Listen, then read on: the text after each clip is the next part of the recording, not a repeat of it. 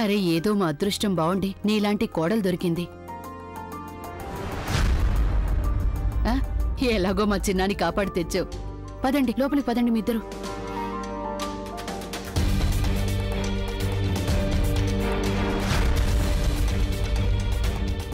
నరేంద్ర బాబు, నేను ఇప్పుడే కమిషనర్ గారితో మాట్లాడాను. సాయంత్రం 4 వరకు కర్ఫ్యూ ఉంటుందని చెప్పారు. పరిస్థితి అదుపులోనే ఉందంట. ఫోన్ లైన్స్ కూడా ఆన్ చేశారంట. సాయంత్రం వరకు పరిస్థితి అదుపులోకి వస్తుందని ఆశిస్తున్నారు. పోనీలే, సాయంకాలం రిసెప్షన్కి ఏర్పాట్లు చేసుకోవచ్చు. పదండి రాఘవి గారు, పదండి. పద సాగర్.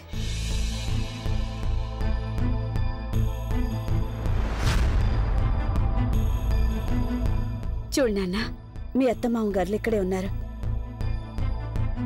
నువ్వు గనక ఇలా చేస్తే వాళ్ళు ఏమనుకుంటారో. నీకు చేతులు జోడిస్తున్నాను. మళ్ళీ కొత్తగా ఏం ప్రారంభించకు. కనీసం మన ఇంటి గౌరవం గురించైనా ఆలోచించు. పద లోపలికి. మీరు నాకు కనిపించడం మంచిదైంది. చాలా కంగారు పడ్డాను నేను. పదండి లోపలికి వెళ్ళి ఫ్రెష్ అవ్వండి. అన్నట్టు సంతోషి, చెప్పండి. నువ్వు అసలేం కంగారు పడద్దు. కొంచెం పరిస్థితి చక్కబడగానే నేను నిన్ను ఆశ్రమం దగ్గర ఉన్న ఘాట్కి తీసుకెళ్తాను. ఓకే? సరే. పద రాగంగా. పద. గంగా, నేను నిన్ను ఒక ప్రశ్న అడగచ్చా? అడుగు. అసలు ఈ సాగర్ ఎవరు? మీరేమో తనకి అంత సాయం చేశారు. అతన్ని తీసుకెళ్లి ఆస్పత్రిలో చేర్చారు, కానీ కలవకుండానే బయలుదేరిపోయారు. మొత్తమంతా వాళ్ళ ఆవిడే చేశారని చెప్పారు. ఎందుకో తెలియడం లేదు గంగా. అతన్ని చూడగానే నాకు మీ కళ్ళల్లో ఏదో విచిత్రమైన బంధం కనిపిస్తోంది. మీ ఇద్దరి మధ్య ఏముంది గంగా? బంధుత్వం ఏం లేదు. నేనొక అనాథని.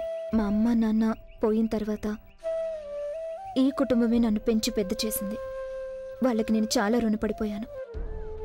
మొత్తం కథ ఇంతే. ఈ కథ మొత్తంలో ఒక్కసారి కూడా సాగర్ పేరు రానేలేదు గంగా. నేను అతని గురించి అడిగాను మిమ్మల్ని.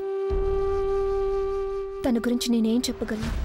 నా ఉద్దేశంలో జీవితంలో కొన్ని బంధాల గురించి మాట్లాడకుండా ఉంటేనే మంచిది. నేను అర్థం చేసుకోగలను గంగా. నీకొకటి చెప్పునా? కాకతాళీయంగా నా జీవితం నీ జీవితం ఒకేలాంటివి. నేను కూడా ఒక అనాథని. అయితే అదృష్టవశాత్తు సంతోషిమాత దయ వల్ల నాకిప్పుడు ఒక నిండు కుటుంబం దొరికింది. ఇంతవరకు లేని సంబంధాలు ఇప్పుడు ఏర్పడ్డాయి. అయితే కొన్ని బంధాలు ఎలాంటివంటే వాటి అర్థం కోసం అన్వేషిస్తున్నాను. ఎప్పటికో అప్పుడు కనుక్కుంటాను.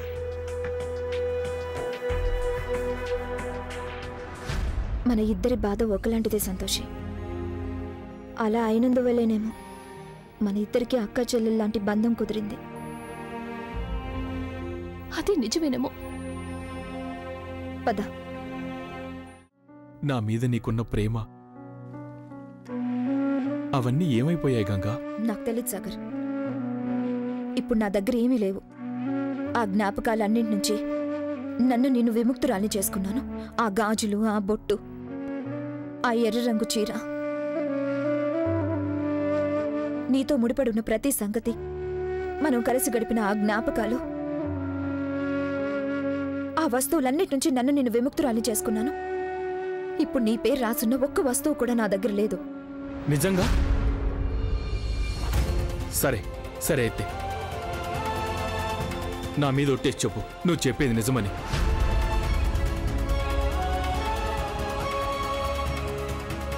చెప్పు చెప్పు గంగా.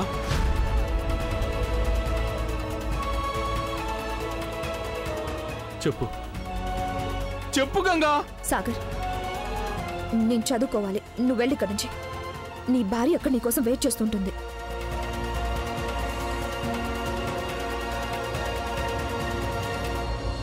నా మీద ఒట్టు పెట్టి చెప్పమన్నాను. ఇది నిజం కాదు, అబద్ధమని.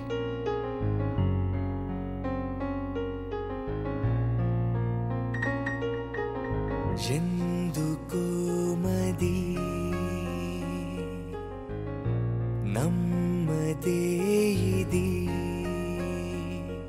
ముందున్నది నిజమంటానా నిజమే అన్న సంగతి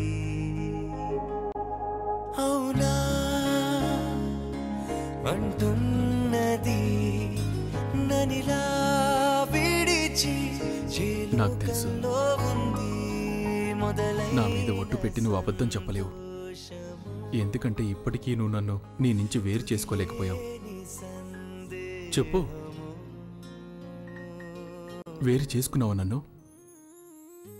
నీ మనసులో నుంచి, నీ ఆలోచనల నుంచి, నీ ప్రతి శ్వాసలోని ఇంకా నేనే బతుకున్నాను గంగా.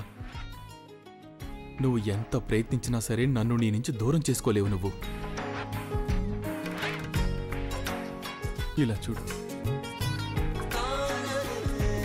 చూడిలా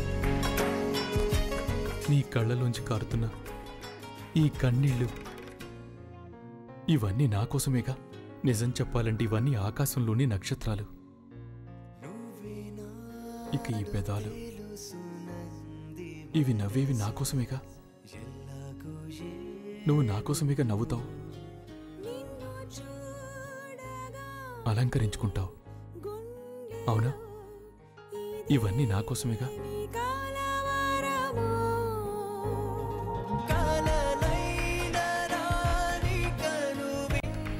నీ కురుల్లోని సుగంధం ఇది కూడా నా కోసమే కదా.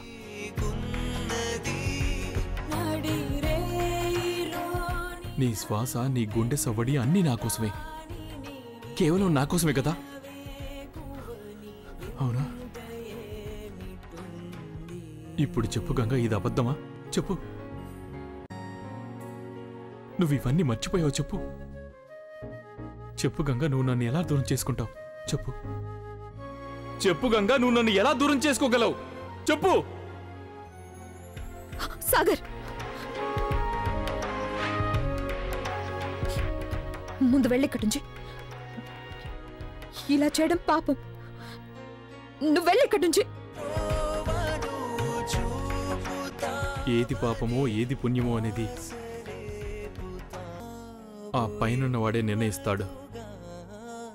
కానీ గంగా, ఇవాళ నాకు ఒక సంగతి తెలిసిపోయింది. నువ్వు అబద్ధాల కోరువని. 1వ నెంబర్ అబద్ధాల కోరువి.